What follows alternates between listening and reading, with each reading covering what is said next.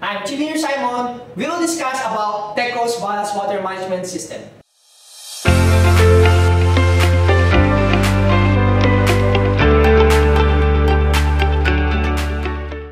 A ballast system on board the vessel is critical to ship stability at sea or at port. However, the process can also introduce various environmental issues, such as a spread of invasive species or pollutants, which must be addressed by utilizing an effective ballast water treatment system.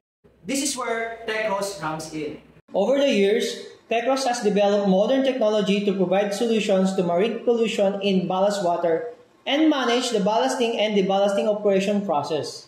This is to neutralize the contaminants and pollutants that may be present in the ballast water, comply with international and local regulations of Ballast Water Management Convention, and help maintain a clean marine environment. ECS or electrocleaning system is one of the most effective electrolysis disinfection systems. It treats one-time at ballasting with certainty using a simple composition of equipment: ECU, ANU, PDE, and TSU. We have the ECU, which is the main equipment for disinfecting ballast water. Then, the ANU is designed to neutralize any remaining residual TRO before discharge, and it's used during the ballast and stripping only.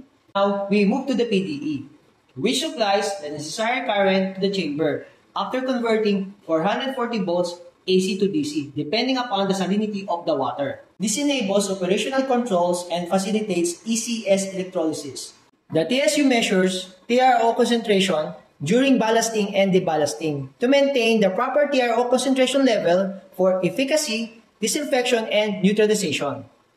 As the ballast water flows in the vessel, the ECU receives the required current and voltage from the rectifier, enabling it to electrolyze the ballast water and kill microorganisms by electrochemical action.